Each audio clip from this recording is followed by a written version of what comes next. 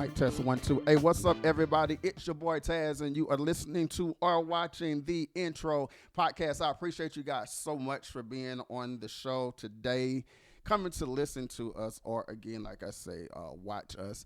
I know y'all thinking like I look different. It's not that I look different. It's just I have somebody new in the studio with me on today. What's up, co-host? Let everybody know who you are.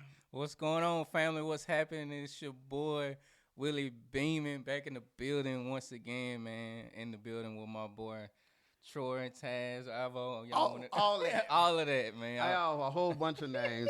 As long as y'all don't cuss me out, I'm good. So, before we get into the show, man, who are you? Where you from?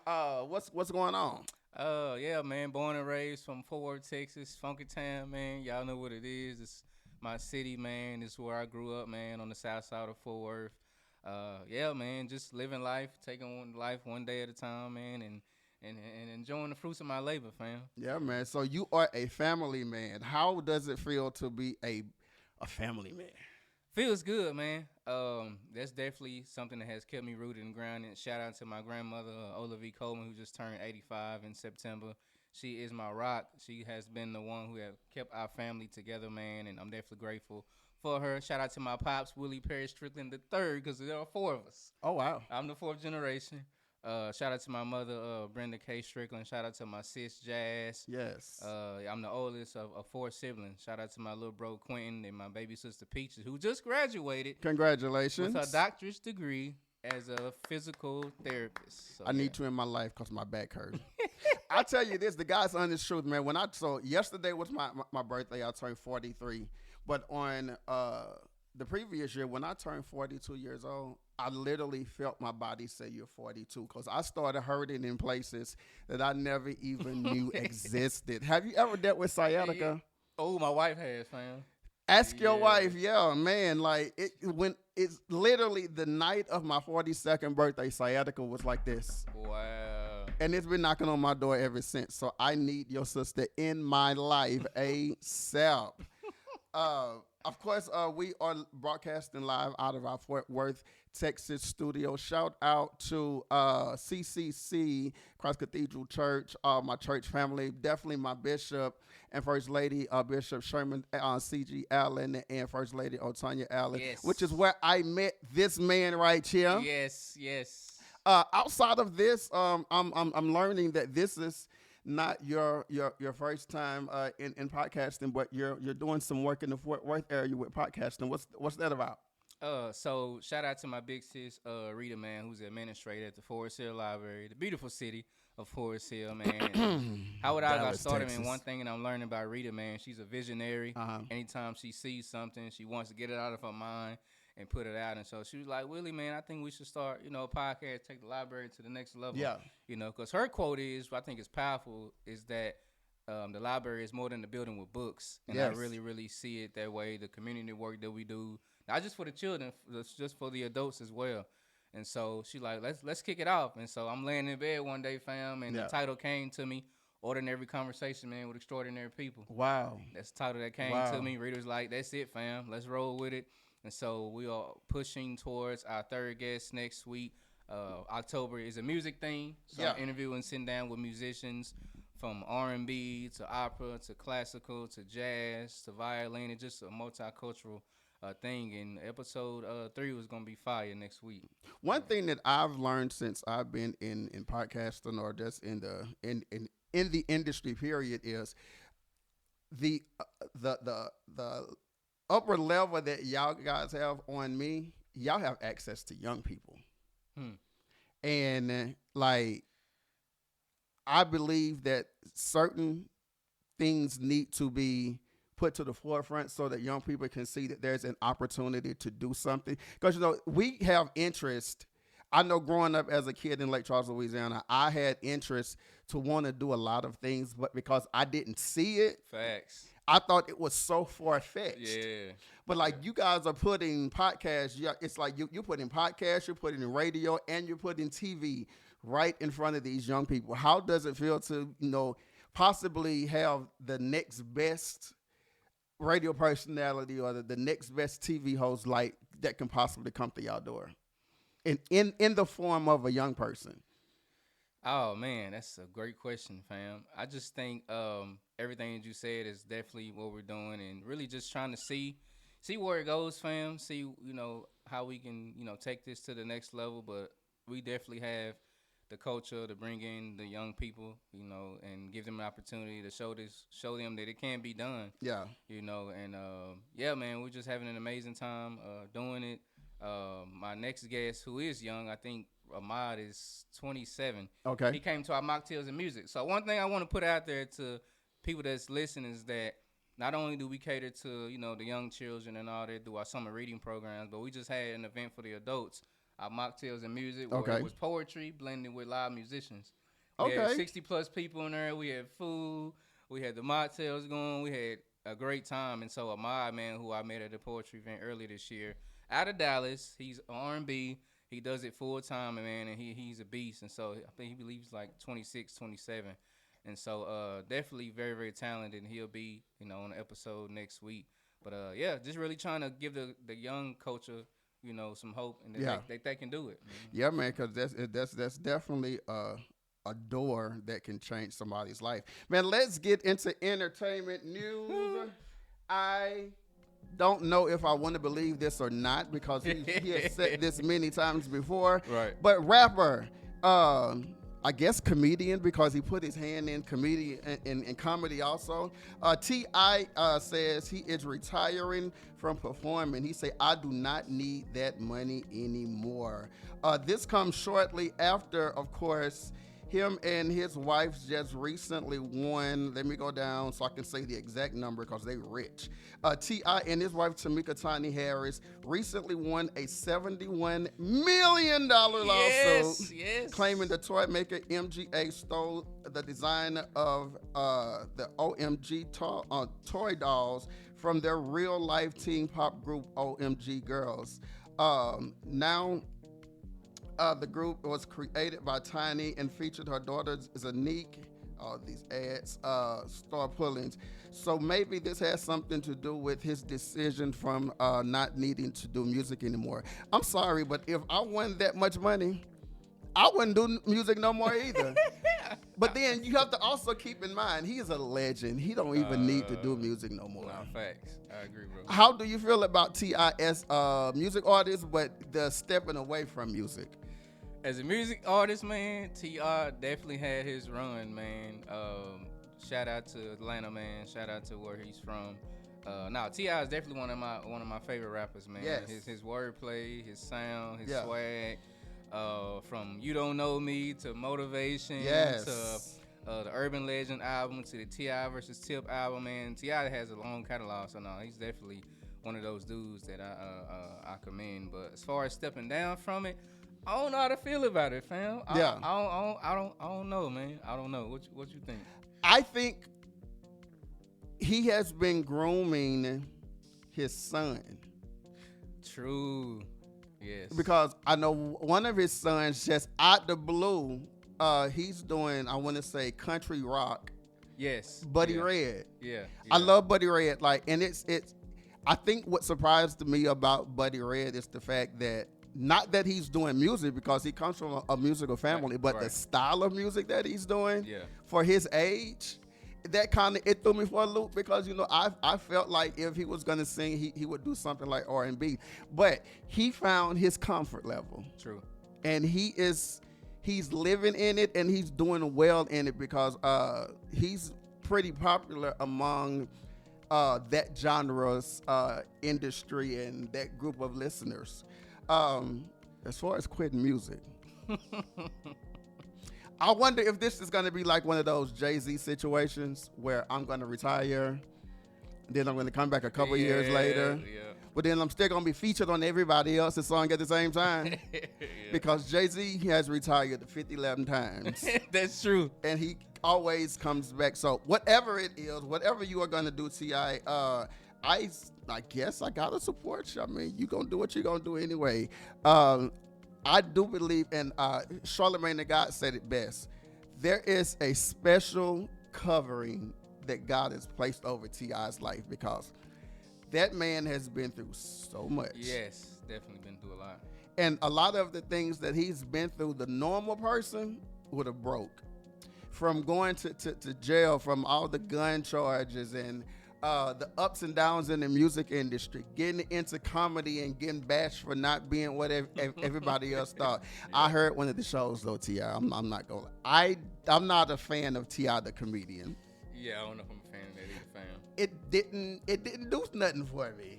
I just felt like I felt like he was on stage just talking. I actually attended one show, and I was like, I just feel like you're talking to me. But, I mean, you never know what you're good at or not good at until you actually get out there and try it. So I commend him for at least trying it. And, I mean, 9 out of 10, he'll probably still do it because, hey, he's T.I. The most y'all can tell me is y'all don't like me. But I got $71 million that say whether y'all like me or not, I'm still going to do what I'm going to do. Yes, sir. Let's go down a little bit more. I have been waiting to talk about this man for a long time. Growing up in Lake Charles, I have a friend. He's like a brother to me, MJ. We used to be in his room, and we would have a tape recorder. And Diddy had all of these contests, making the band and all this. We would send in tapes, literal cassette tapes of just recording music, and they never chose us. I felt like y'all don't like me. I'm like, and we were like really, really good as opposed to us being in high school. Like everybody knew us or even around town. But recently I called him and I was like, maybe God just didn't want us to be a part of this whole Diddy camp. Because whenever you look at what's going on now in the Diddy world, it's a lot of people who I think were a part of his world that really, really regrets it now. Facts. I know that they're trying to get one of the cases that they have on him is racketeer. And through a little research, meaning Google,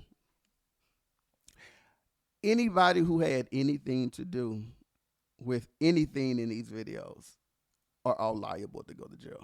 Yeah.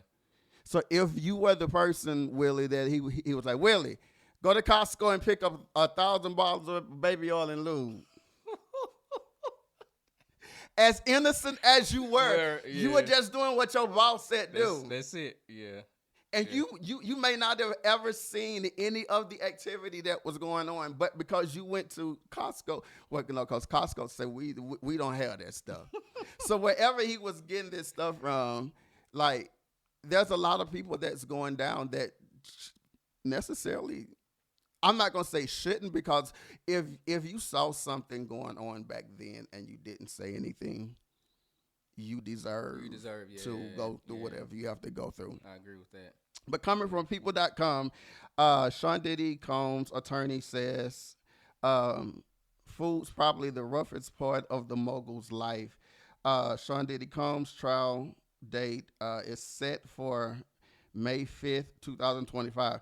He keep on trying to get these release dates.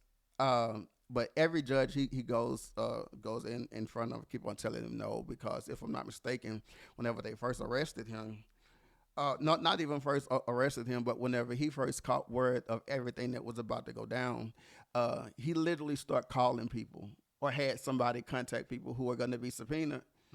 And I wonder what those conversations were like. If you get a phone call, Will, and they want you to talk about me, this is what you got to say. Yeah. Don't say nothing else. But so like everybody has been turning him down on the release date. He's gone as far as trying to put up houses. He tried to put up his mom's house. He cut out female visitors to his home and all this other stuff. But the joke is, y'all cutting out female visitors. Well, what about the males? Yes, yeah. Because if he had all that, 1,000, what you gonna do with 1,000 bottles of baby oil? Yeah, that's what I'm saying. Like, I'm not gonna say that. Y'all don't need to know what I use baby oil for. That's none of y'all business.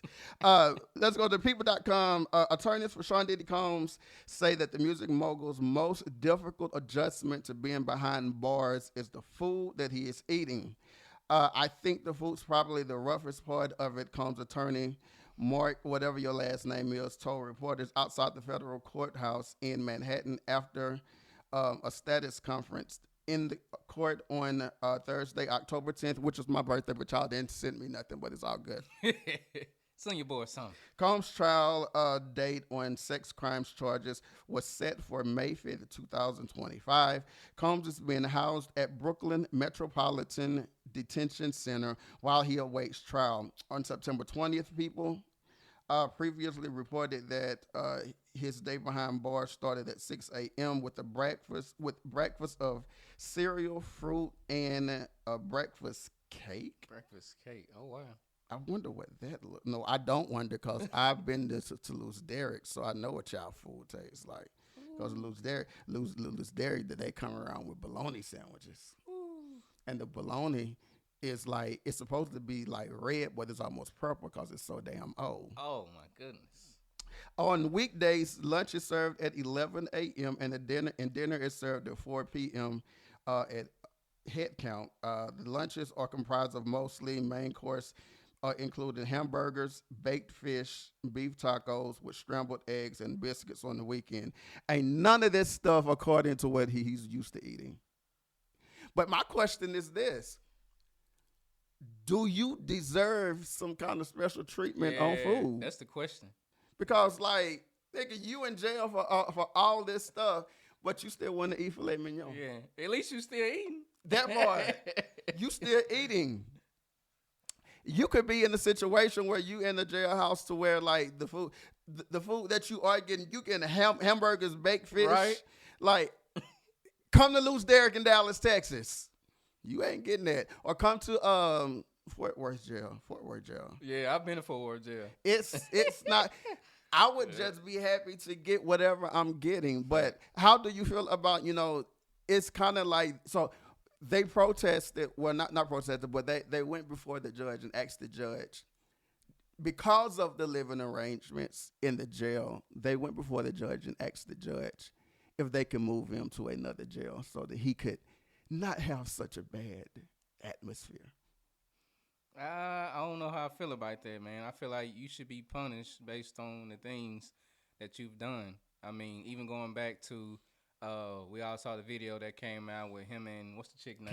Cassie. Yeah. We seen that. And then maybe a few days later you want to get back on social media and try to apologize for something that's already public. Like you gotta hold that, man. Yeah. You gotta take ownership of your stuff. Yeah. And even with the Cassie video, what made me definitely look at him different, because I remember whenever these accusations first came out years ago. Yeah.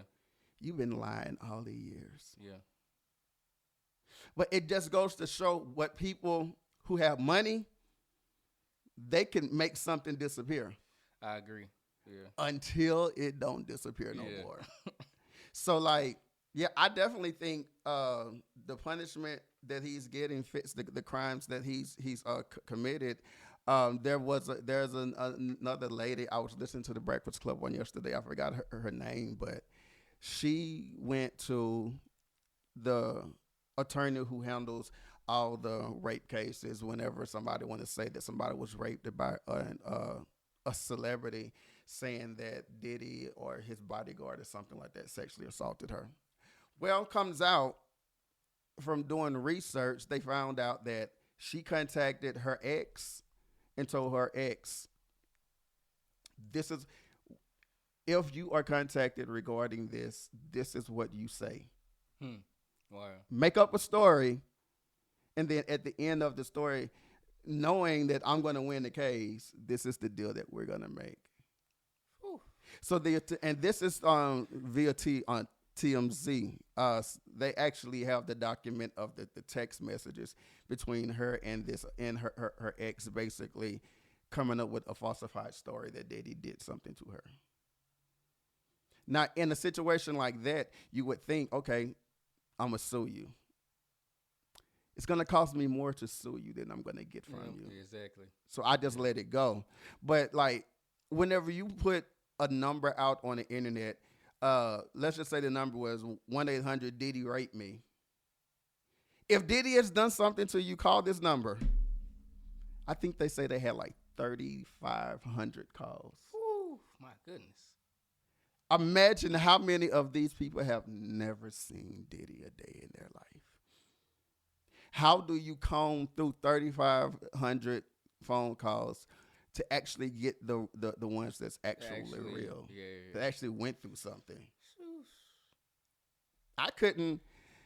That phone number was the worst thing ever because you open up the door for practically anybody to say anything. Anything, yeah. And the bad part is, what if some of them were actually real? But because there's so many, just fall in the cracks. Yeah, I agree. And they never get justice. Whew. But yeah, Diddy was filet mignon and everything. I'm not here for it, Diddy.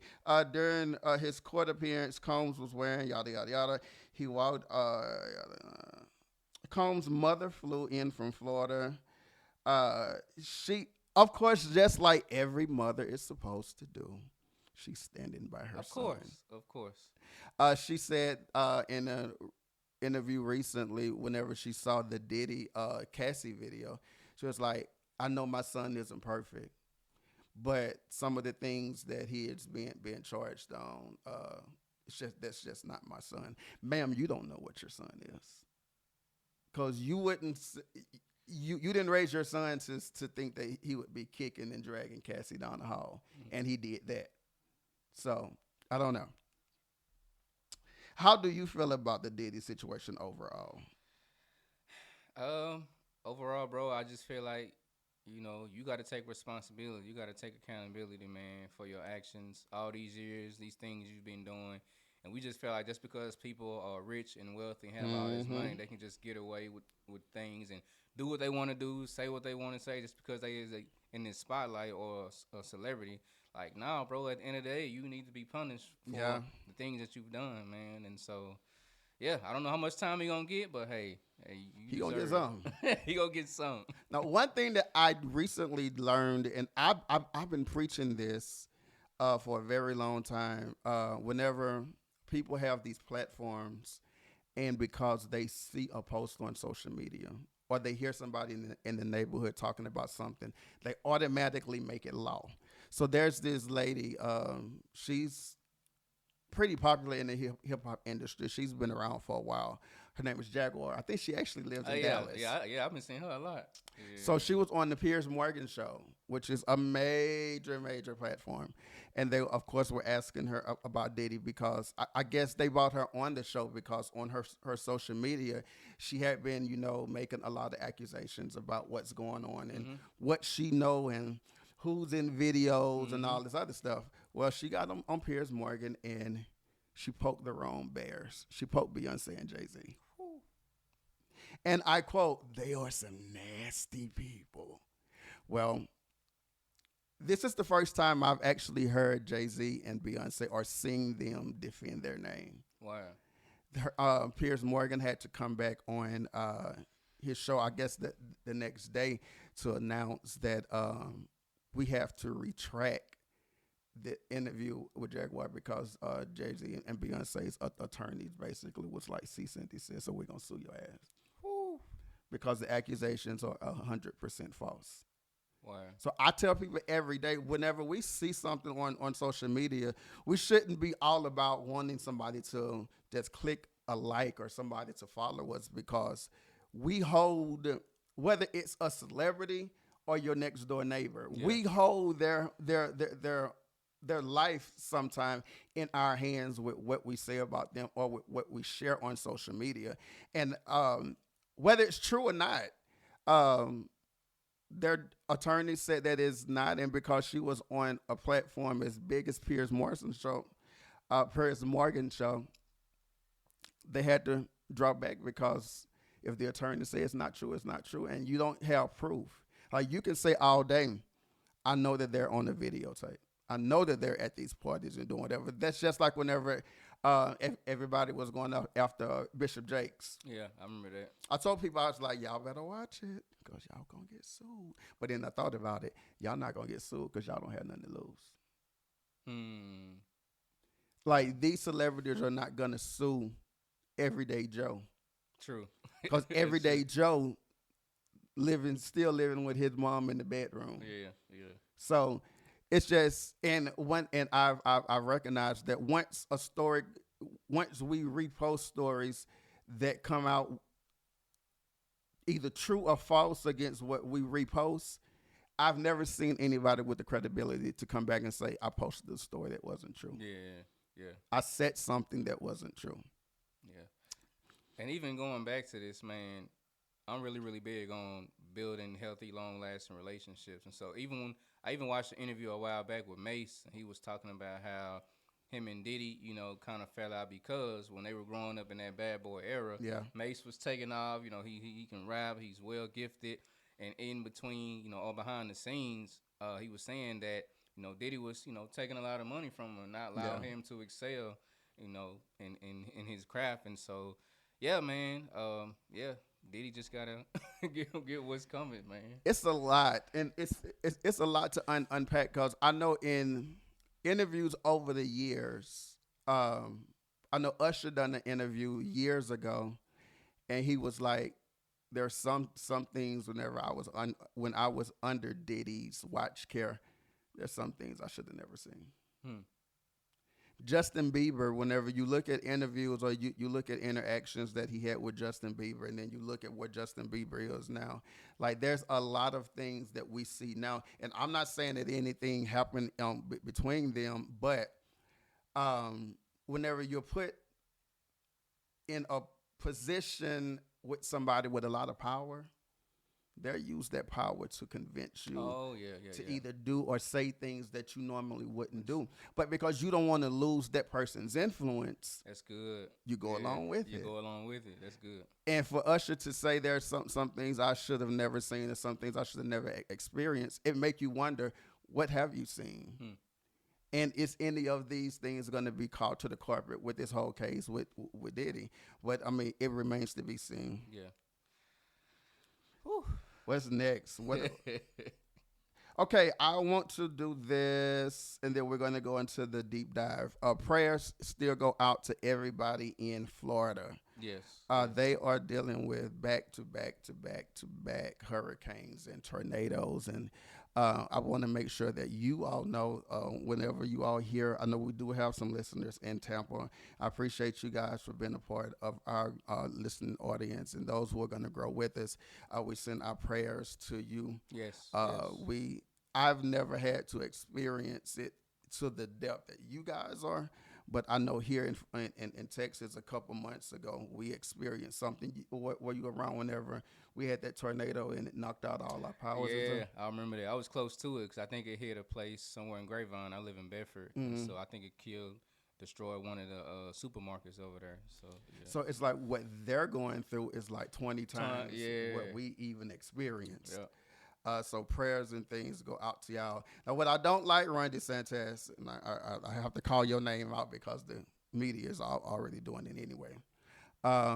VP Harris had been trying to contact him, whether it was to offer aid or just offer words of comfort or see if there was anything that she can do, yada, yada, yada.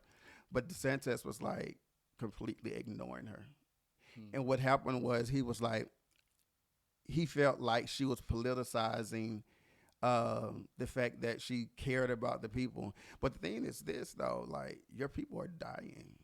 Imagine the number of people who didn't have the wherewithal to actually pick up and leave before the flood hit. Yes, yep. These people need assistance now, and instead of you taking every bit of assistance that you can get, you're not accepting calls, and you're making it political, while your constituents are just basically saying we need help. You still have over 1 million people with no power, and if I'm not mistaken, I was listening to the radio today, and they were like, it's starting to get hot now. Imagine you going for another 2 or 3 weeks, and it just gets hotter and hotter, and you have no power. You have no food. And the person that you elected to help you in situations like this say, I'm not going to talk to XYZ because I think they're politicizing. No, they're just doing their job. She is still the VP. Wow. So there is certain things that she still have to do. But to me, it's like if it's not Trump calling him, I don't care because I'm going to do what I can to make all those situations bad because I don't want people to see the fact that VP Harris is actually trying to do something good. I could be wrong, but that's how I feel. Um, let's see. Let's go down. Condolences. I'm a big Whitney Houston fan. I am too. I will always. I watched the you. movie. Yes, I'm a huge Whitney Houston fan from a kid. I was in elementary school singing her song in talent shows and didn't have a clue what I was singing Wow. about. I had no idea. But rest in peace to her mother, Cissy Houston. Mm-hmm. She recently passed at the age of 91 years old. I want to live to be 91. Yes, Lord. Imagine the stories that she could share, that she shared with her grandkids over the years, from the slavery and just lessons learned along the way. Yeah. 91 years old. Yeah, long life. She not only do we know her by just being Whitney Houston's mother, but she was a background singer. She was a background singer for Elvis Presley. That's what I seen. Yeah, that's dope, bro. That's amazing. Because I honestly didn't think that Elvis was down with black folk like that. I didn't either. Because that was all I ever heard about Elvis Presley. Really, is that he didn't even like black people. Mm. But to know that she did that, I actually that's a good thing. But to the entire family. But now you have to think about it. Cissy Houston's gone. Whitney Houston is gone. Yes. And the daughter is gone. That's heavy. Like that's all the generations at one time. But condolences. I will say that does make me encourage people to talk to your family. Yeah. I don't care what the mishap was that made y'all not talk. This is definitely a time where you want to talk to your brother. You want to talk to your sister. Kids, you want to talk to your parents because you never know what can happen within the next 24 hours. Shit, you never know what can happen within the next 5 minutes. True. And you don't want to be the person at the funeral crying, trying to yank them out the casket saying, take me with you. I'm going to push your ass in there. That's what I'm going to do. I'm going to push you in. You want to go that bad. But because you have guilt in your heart because you never got an opportunity to get it right. So, yes, talk to your family. Yeah. I'm definitely big on that, man. Mentioning my grandmother who just turned 85 last month, man. I'm constantly calling her, going over there and checking on her. She's been in that same house since I was a kid. My mother who lives right down the street, make sure she's all right. My cousins, we're making sure she's good. And, my grandmother, man, she's full of wisdom. Like I mentioned earlier, man, she's a rock of our family. And one thing she always says, man, I thank God that I'm on top of the ground and the ground ain't on top of me. Mm-hmm. Yeah. So, yeah, man, like you said, man, those who listening and watching, man, talk to your family, love on your family, man, have those deep conversations with them. You just never know what people are going through, man, and make them want to, take their own life or whatever they may be wrestling with. So, yeah. I think one thing that you said that resonates with me, you say she's been living in the same house for how long? Man, since I was a kid, but probably even longer than that, since my parents were kids, man, on the south side of Fort off of Riverside and East Jessamine Street, forever. Yeah. That's how my family was in Mississippi. Like, I remember being 6 and 7 years old, and like, we would all the cousins, whenever we would go out to visit, we all just get on the floor in the living room. Facts. Yeah, and just we wild out, and then we all just fall asleep. And see, at that time, they didn't have cable. True. And the little antenna that was garbage because it was so far out in Mississippi that the antenna would not catch anything. Oh, wow. So imagine 6, 7, 8, 9, 10 years, every time you go to grandma's house, if you don't bring your own videotapes, we watch Beethoven. So I think I know everything about that dog from beginning to end because I grew up on that. But those were the days that I actually missed that house on the hill and also missed the food. The food was some kind of delicious. Yes. My grandmother had, when I say like football field size gardens, we had hogs. We had Like we literally grew and killed everything we ate. Well, they grew and killed everything that we ate. Wow. That was wonderful food. But at this time, I'm going to let him. This is his passion. I don't know nothing about sports, and y'all know that I don't. So I'm going to ask a question, and then after I ask the question, I'm going to just let him have at it. I asked you earlier, and I want to know how you feel about Bronny and LeBron playing on the same team. Oh Lord, let's go. So my take on this, man. Shout out to LeBron. Shout out to that family, man. LeBron is my favorite player. I respect him, man. I honor him for what he does on the court and off the court. But if I can keep it 100, man, and conversations I've had with other people who are in sports, I just think Bronny went out too soon. And I just think, as players being in this sport, you want to give yourself time to grow, give yourself time to develop. Yeah. At least stay there, I would say 2 to 3 years, man. But I just think Bronny went out too soon, especially after the cardiac arrest, health issue that he had.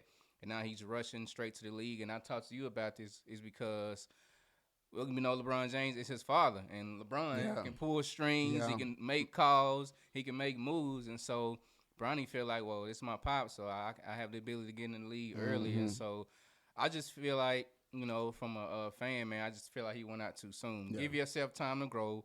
Work on your craft. Learn the ins and outs of the game, work on your skill set, work on your weaknesses. Yeah. So then when you get to the league, man, you ready. Because there's dudes in the league that's stronger than you. Yeah. That's bigger than you. That's faster than you. I mean, Bronny is only, I believe, is maybe 6'1", 6'2". I believe he's like probably at 195, 200. So, yeah, man, NBA ain't no joke, man. Yeah. And so for LeBron to be able to do it as long as he has, he's, I believe, 6'8", 260. But yeah, I just think he went out too soon, fam. Do you think that there's is there a league under, like, playing with the majors that you could before you get to the NBA? Yeah, that's the G League. Yeah. Why do you think he didn't? What did he ever play in that league, or did he like literally just skip it? No, that's a great question. He did play a few games in the G League. The new coach. What's the new coach name? Can't think of his name right now to come to me. But yeah, he played a few games in the G League. How was he there?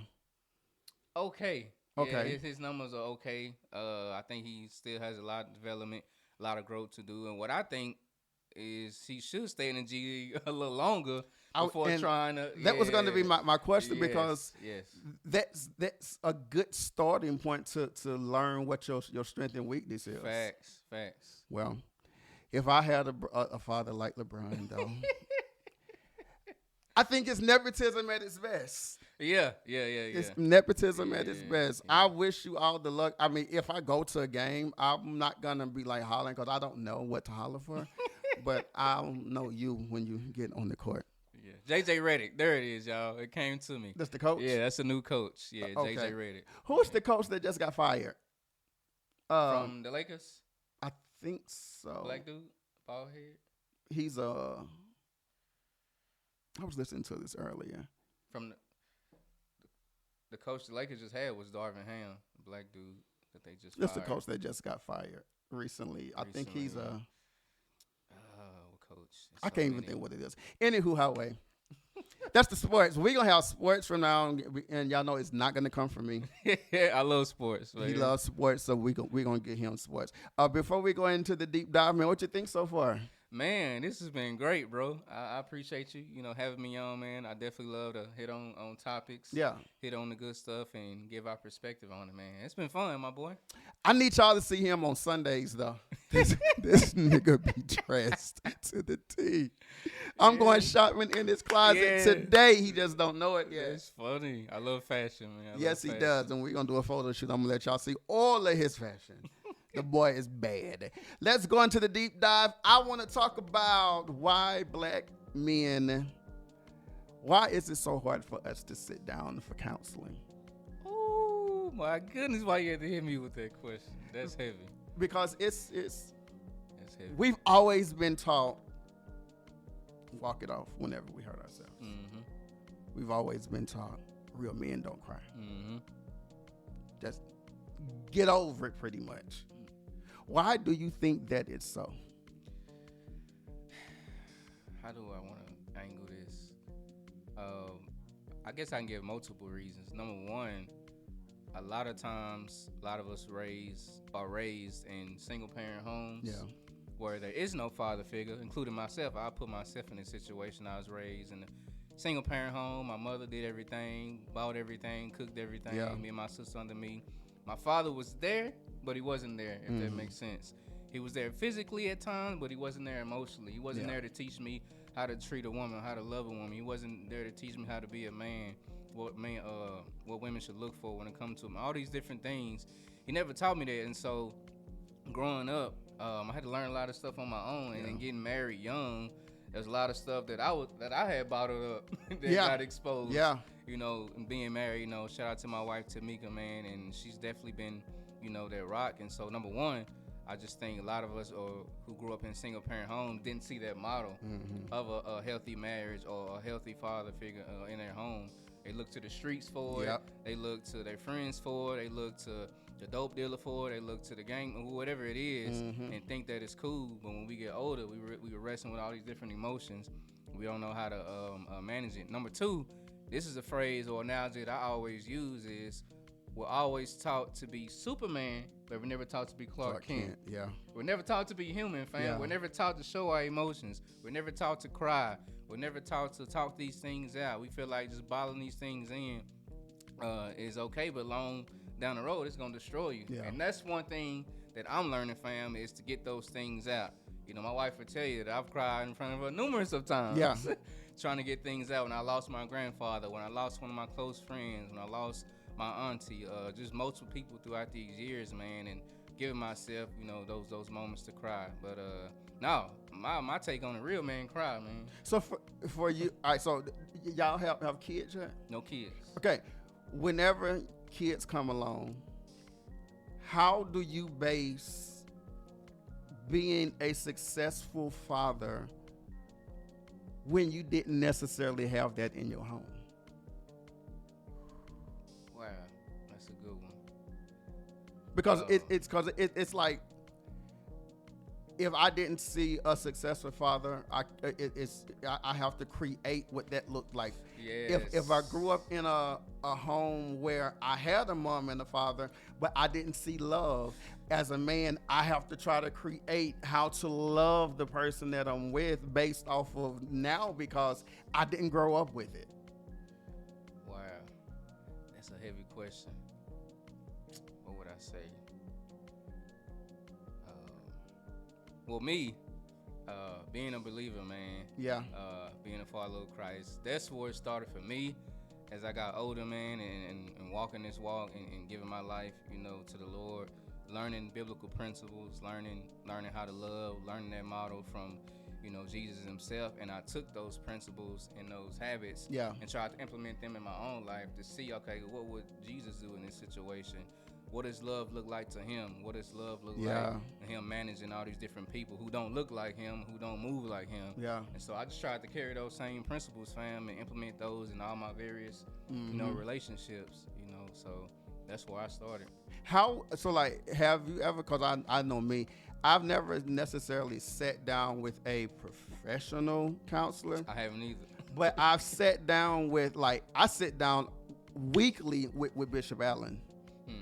And have those conversations, or even like the Bible study we just had Monday. Yes, it was fire. To where you can get that advice or that leadership from people who have been there, who have experienced certain things. How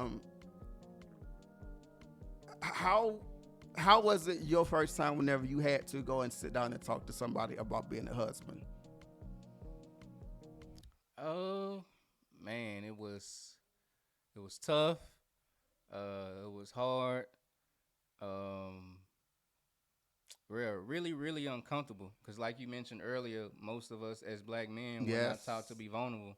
You know, and one thing that I learned I follow Tim Ross's podcast. Love it. The Basement. And he always says that our vulnerability is a superpower. Yeah. And so that's one thing that I'm learning now. And so that first conversation, shout out to one of my spiritual leaders, rest in heaven, Pastor Paul Gardner. That was probably the first man. I love Pastor Gardner. Filling Station Yes, Christensen. Filling Station. Yeah, Uncle Alicia. Shout out to them, man. Rest in heaven. Yeah, that was probably the first guy that I had the ability to actually sit down with and have real raw conversations with, man, and to pour those things out. And it definitely broke my heart, man, when he had passed. And not only that, his wife passed in last year because I went to both funerals. And so, yeah, shout out to Pastor Paul Gardner, man, who was the first guy that helped me get through my stuff. Yeah, I think it's important for I'm not going to say people, I'm going to say this in general. I think it's important for black men to have somebody that they can go to and know it's a safe space. Yes, yeah, I agree with that. Like, I can sit down with Bishop Sherman, Dad. I can sit down with him and have a conversation about the most vulnerable part of me. Whew. And although his advice is going to be direct, he's not going to cut corners. No, he's not. But whenever I get up, I'm a better person. Yeah. Just like whenever I ask the question in Bible study, and like he like, first of all, whenever I listen to him talk, sometimes I'll be like, you use all these big words. I feel like I need a dictionary sometime when I'm listening to Dad talk. But once I discovered that I can sit down and talk to somebody and leave and feel like a better person, man, it made me want to do it more, to where if I would have had this earlier in life, if I would have had a Bishop Sherman Allen, if I would have had a co-pastor Otanya Allen, if I would have had them earlier in my life, I would be so much further. Yes. But because all I had was suck it up. Yep. All I had was get over it. Yep. All I had was, we just gonna pray about it. Because like for me,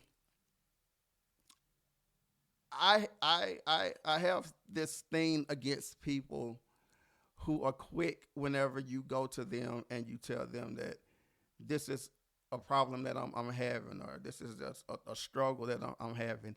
Instead of them actually sitting down talking with you, their first response is, we gonna pray about it, we just gonna leave it to God.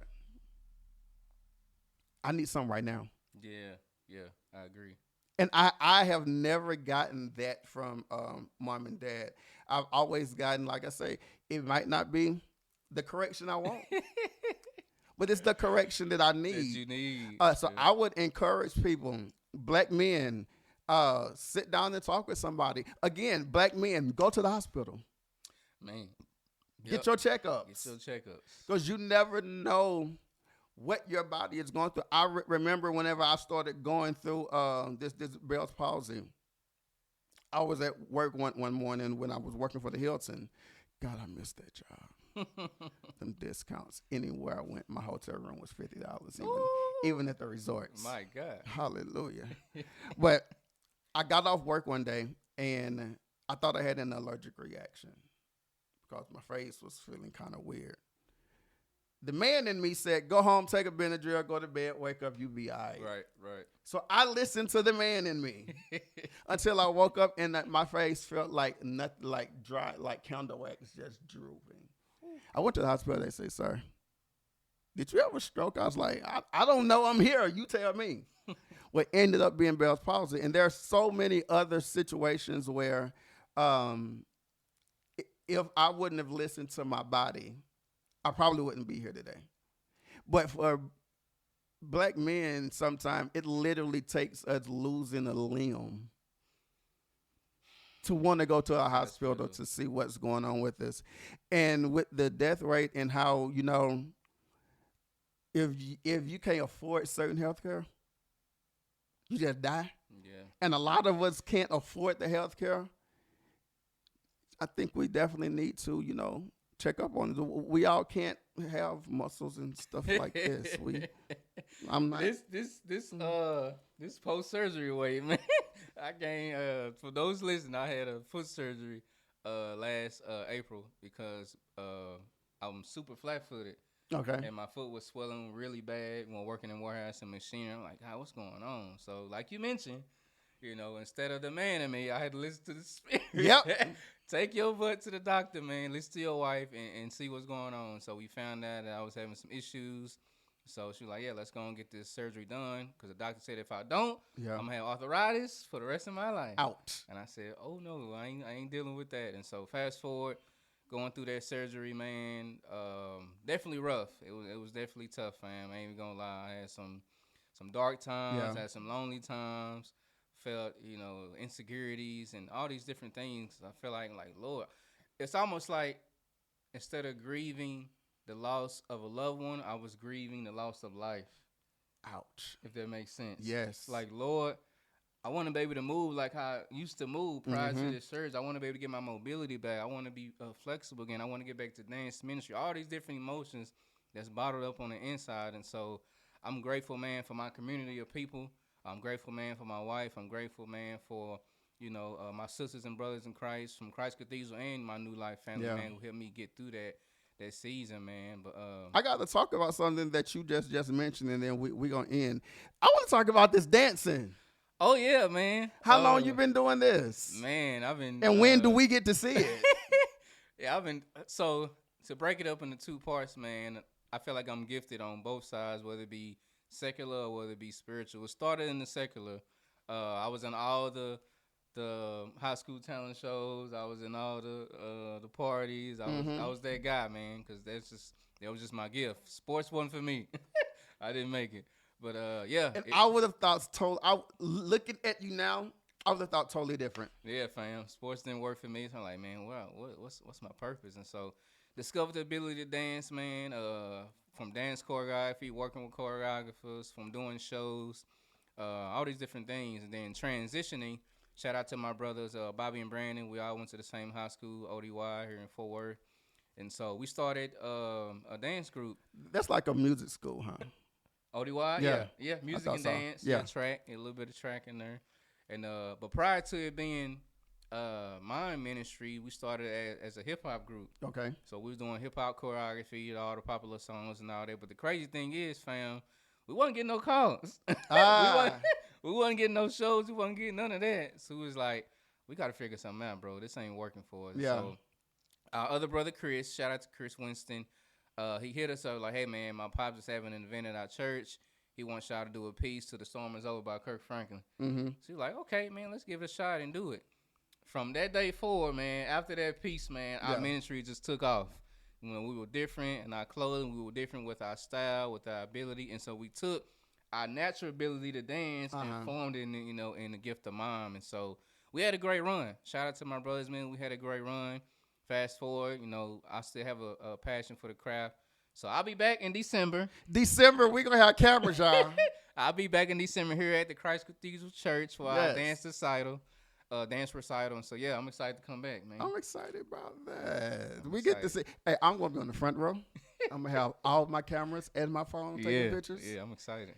Man, it has been a great, wonderful show. Thank you for kicking it with your boy today on the Intro Podcast. I'm trying to make him a regular, so we got to pray and seek the face of God. Seek God.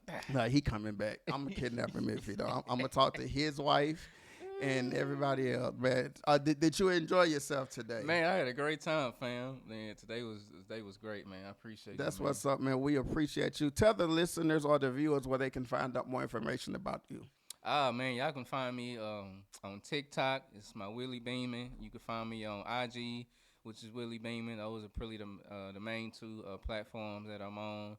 And go follow me, man. Got a lot of different content on there from different things that I do. And so, yeah, I'm looking to build with y'all. That's what's up. And, of course, you can follow me on all social media. I am Trevaine, Trevayne, on as opposed to the podcast. So we've changed up a lot of the podcasts. Instead of looking up the Intro Podcast, you look under Spotlight Podcast Network on Facebook, the Intro Podcast on Instagram, and Spotlight Podcast Network on what's the other one? The one you just said.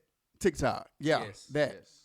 Yes. We are looking forward to having more people in the studio. We are producing shows. Those of you who are either in the DFW area or even if you're not and you have a concept that you have for a podcast that you want to do, whether it's a longevity or whether it's a specialty podcast, and you're looking for an avenue to get it produced, distributed, and marketed, our information is somewhere down at the bottom of the screen right now. Contact us. We are ready to be that for you. If you are looking for someone to host an event that you have going on anywhere in the U.S., we're just going to book him because he can do all that. That part. In the meantime, in between time, share this show with anybody that you know. Put it on your timeline, text message, email, bird mail. Email us at spotlightmedia.info@gmail.com. I literally forgot to shout out right now in the DFW, we are in the middle of State Fair of Texas. Yes. Hallelujah. I cannot wait to go. We have partnered up with them once again. So if you are listening in the DFW and you are interested in going to State Fair this year, we have a couple days left. Go to the website, ilovethespotlight.com, and register for your opportunity to win your pass to the fair. And if we are there at the same time, I need y'all to buy me a funnel cake with chocolate chip ice cream on top of it. And a turkey. Yes, it's the will of God for your life. And I want a turkey leg, but there's like 20-something tickets. Ooh. Yeah, the fair's not. Yeah. Big Tex also brought Lil Tex. So I want to go see Lil Tex also. But that's it for today's show. Again, I want to thank you guys so much for listening and for watching. Again, I want to thank you for being a part of today's show. I'm looking forward to building bigger and better. Once again, tell them about your other podcast platforms. Yes. Do me a huge favor. Go follow the Forest Hill Library Facebook page. We stream live every Wednesday at 12 p.m. Ordinary conversations, man, with extraordinary people. Basically, I'm just sitting down with people from all walks of life, diversity, and seeing how we can move in the form of literacy and education. So go follow us, man. Forest Hill Public Library. Also, go follow us. Follow our website as well, foresthilllibrary.org. That's what's up, man. It's your boy Tazz, and this is the Intro Podcast.